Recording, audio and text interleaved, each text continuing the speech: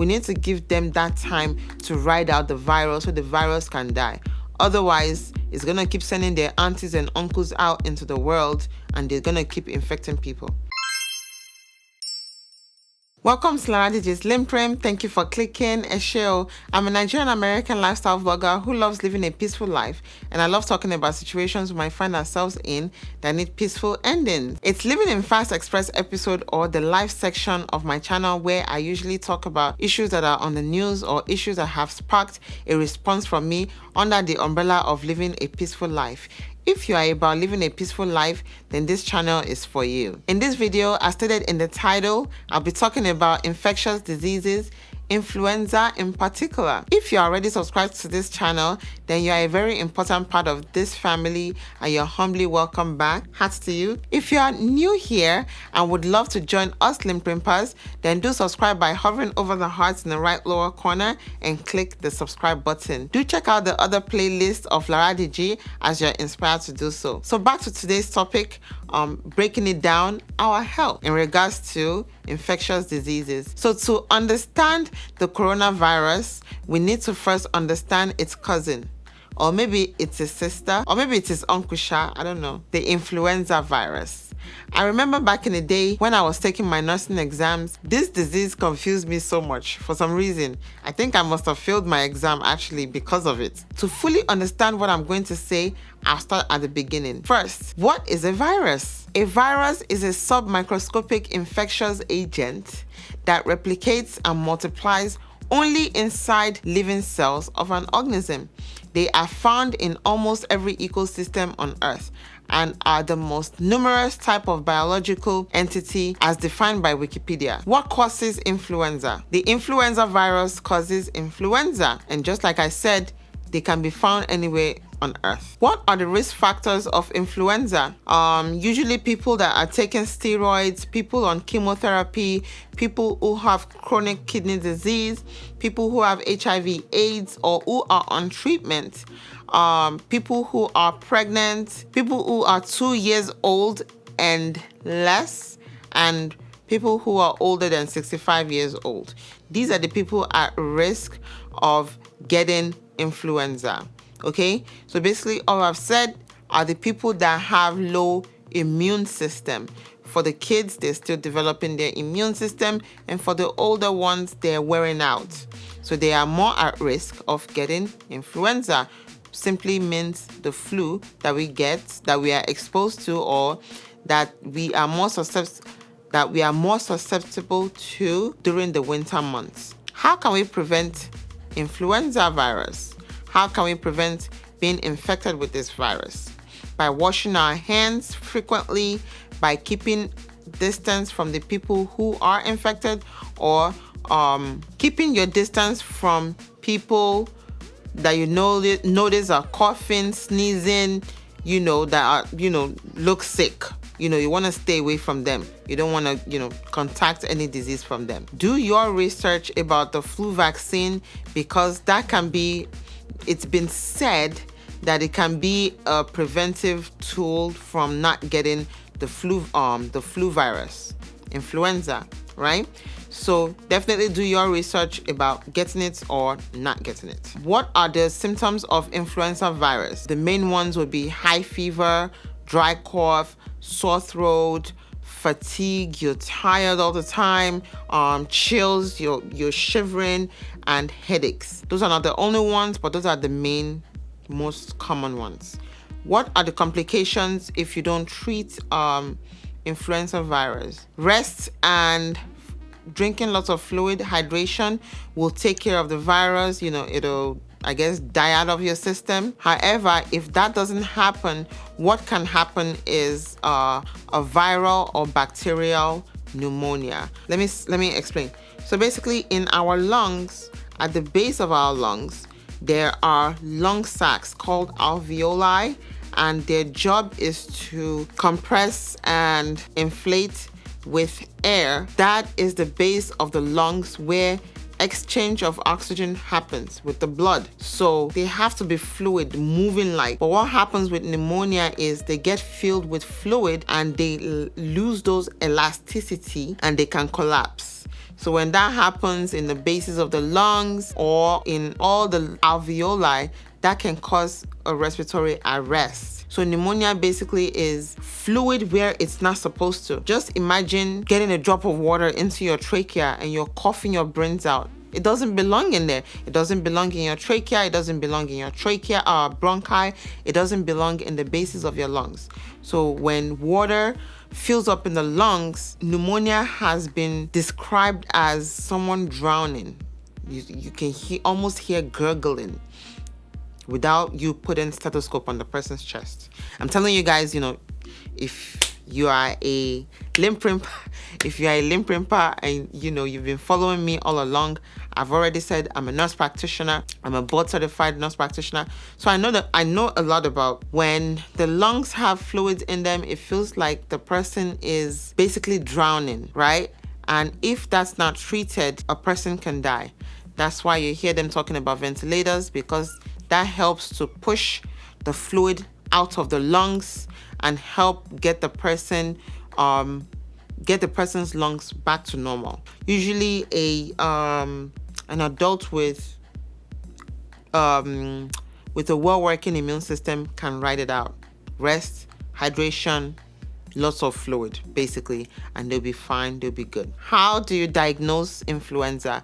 Influenza can be diagnosed basically just by looking through the symptoms of a person, and if the practitioner is not sure, then they can do a nasal rapid flu test. All right, that's the one that goes all the way into the back of your throat, and that can tell you if you're flu positive. The rapid flu test, it's like a strep test, goes in the back of your throat. So there's a nasal rapid flu test that can be conducted, and that goes into the nose, nasal, to the back of your throat.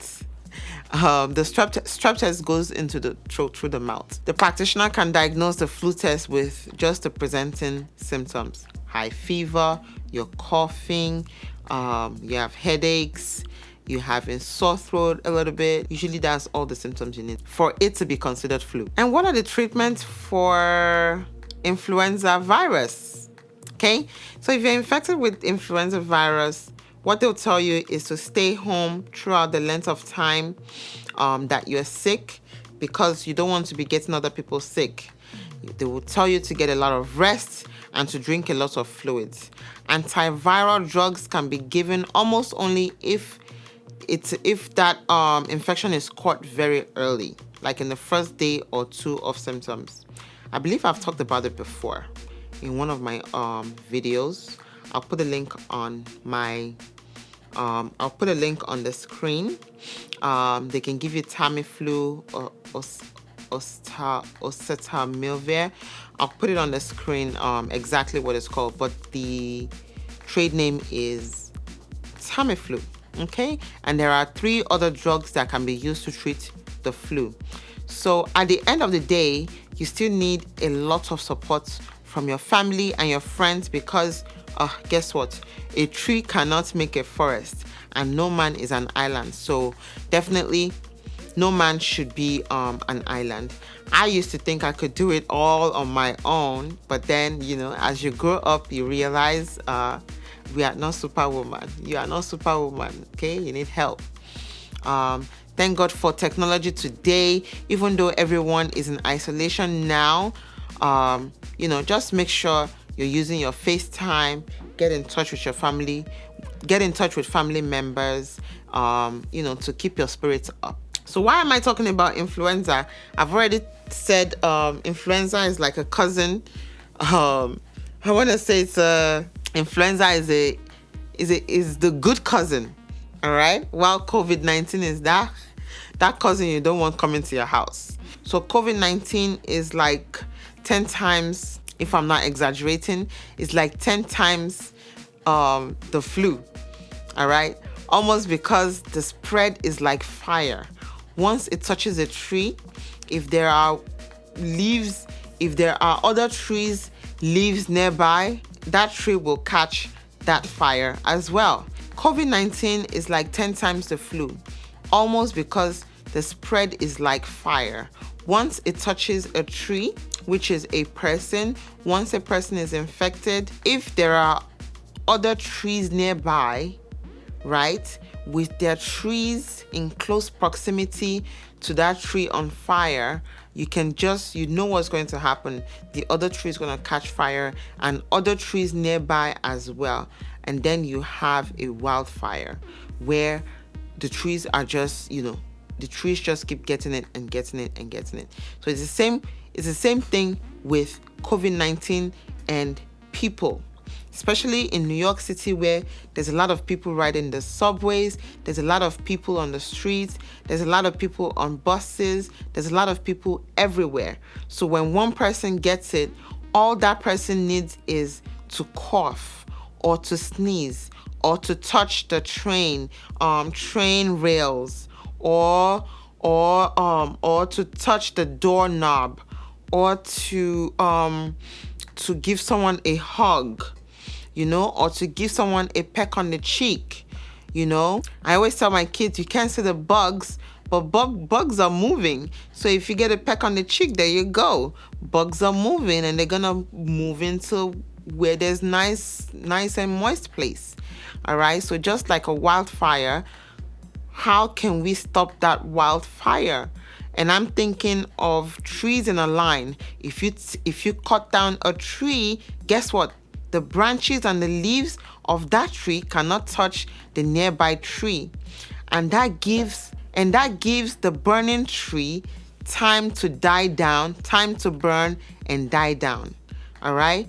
However, if you don't give that tree a chance to die down, then the virus or the infection or, the fire will keep burning and burning and burning and burning everything in its path. This is why they tell us to stay home to prevent the spread of this virus. All right? Because I know there are some layman people. There are some people that don't understand medical jargon. They'll be like, why are we staying home? The weather is nice. It's nice outside. I could go for a walk. The weather is nice. It's springtime. I want to see what's going on outside. But guess what? You don't want to be the tree that has its leaves touching that burning tree. All right? You want to stay away from the burning tree. And guess what? Unfortunately, when you're infected with COVID-19, sometimes it takes about 2 weeks before you even start having symptoms. All right? Some say 7 to 9 days. Some say a little bit up to 2 weeks that you don't even know that you have the virus. So guess what? The virus is just having a party, just dancing around and going from tree to tree to tree, from person to person. You go out shopping, this virus is just having a party. It's having the time of his life. All right? It's time to cut that party short. That's why the government is telling us, stay home, stay home, stay home. Yes, there are other things happening. There are other issues that's going on right now. There are other issues that we're hearing about, but I think one at a time, let's start eradicating this thing. All right? So it's very important to stay home. The burning trees, I'm calling it, the people that have COVID-19 right now, we need to give them time to ride it out.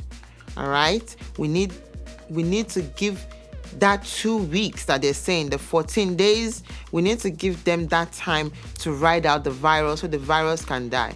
Otherwise, it's going to keep sending their aunties and uncles out into the world, and they're going to keep infecting people. So we need to give the virus time to die out, and we need to give people time to let that virus, ride out of their system. Okay? So that way, just like a wildfire, if you take out that tree, if you take out the trees in front of them, or you I don't know how they take care of wildfires in California, but my thinking is if they could go ahead I don't know how far, if they can go ahead of the wildfire, cut down those trees all the way down, that's gonna prevent the fire from that can maybe slow the rate of the wildfire from going on, or at least stop it, So it's like a sacrifice almost. You sacrifice those trees to come down, and that's going to prevent the spread of the wildfire. What we're doing by staying home is sacrificing our time. We're sacrificing what are we sacrificing? We're sacrificing our distance, right? That's what they're calling social distance. We're sacrificing our distance, the proximity from one person to another. We're sacrificing giving them time to ride out the virus. I hope that makes sense. All right.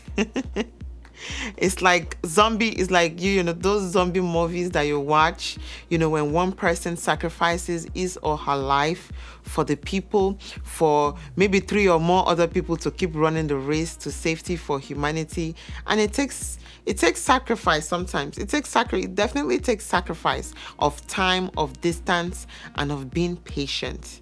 All right. When one person says, all right, I'm going to give my life to these zombies are going to take me. And for that couple of seconds that they are eating and dismantling him, it'll give the other people chance to run away to safety. That's what we're doing now. All right. We're sacrificing so that our fellow human beings can live. I will definitely not leave without saying so many things have happened since the beginning of this year. Definitely. All right. This is not the time to cry. This is not the time to be sad. And obviously, this is not the time to be depressed. But this is the time to think deeply about where our future is going from here on out. This is the time to move closer to God. This is not the time to stay far away from Him. If you have been saying tomorrow I will go to church, guess what? There's no more physical church right now. So serve God wherever you are in the comfort of your own house. You have all the time now.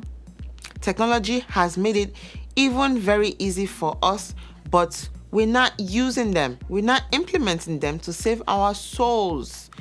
Okay? I've always been talking about living in peace so that we can rest in peace. You see how that person that stepped on your toe 2 days ago doesn't matter anymore? You see how they don't matter? That person that didn't greet you at the supermarket, do you care about them right now? That person that didn't give you a hug yesterday, it doesn't matter right now. Let us focus on God. He can secure our souls once our physical body expires here on earth. Whether due to corona or whatever is coming after the virus. I repeat, let us focus on God now more than ever. He is the only one that can secure our souls once our physical bodies expire on this earth. That is all that matters. After all this rubbish after all these things that's going on, all this conspiracy, you're hearing things left and right. After all this is done, all right? After everything is said and done, the most important thing is to secure your soul. This is not the time to be securing bank accounts, okay? This is not the time to be securing your stocks. This is not the time to be securing because guess what? Anything can happen. Secure your soul. That's the most important thing. Secure your soul. How can you secure your soul? Accept Jesus as your Lord and Savior, all right? He's the only one that can secure our soul. Put it in a life-saving security bank that nobody can touch, all right? Whether due to corona or whether due to what's coming after the virus, you need to secure your soul now. Secure your soul in God. Thank you very much for watching this episode. God willing, we are on this earth for an average of 75 to 80 years. Hopefully, if coronavirus doesn't take us sooner, let's not waste any of that time on matters that don't help us positively in some way. You have a decision to make. If not now, maybe later. The ball of your soul. The ball of your soul security is in your court today. Ask questions if you have any questions. Do not hesitate to leave a comment as well. You can like this video by giving us a thumbs up, and follow me on Facebook and Instagram at Laraddiji. Subscribe to my YouTube channel definitely so that you don't miss the many more sizzling topics to come. You can do that by hovering over the heart in the right lower corner and click the subscribe button. It's definitely free. All right. I don't get paid if you do. It's just to know. It's just so that you can get a notification once I upload a new video. All right? If you subscribe, then you don't have to be looking for my videos. Once I upload a video, it's going to tell you, Lara has put up a video. You need to check it out. And you know it's going to be juicy, juicy. Please, let's love our neighbors as ourselves. And remember to rest in peace. We all need to be living in peace. Stay blessed. Bye. You see me in my next one. You see me in my next one. See me in my next one. You see me in my next one. Stay blessed. Peace out.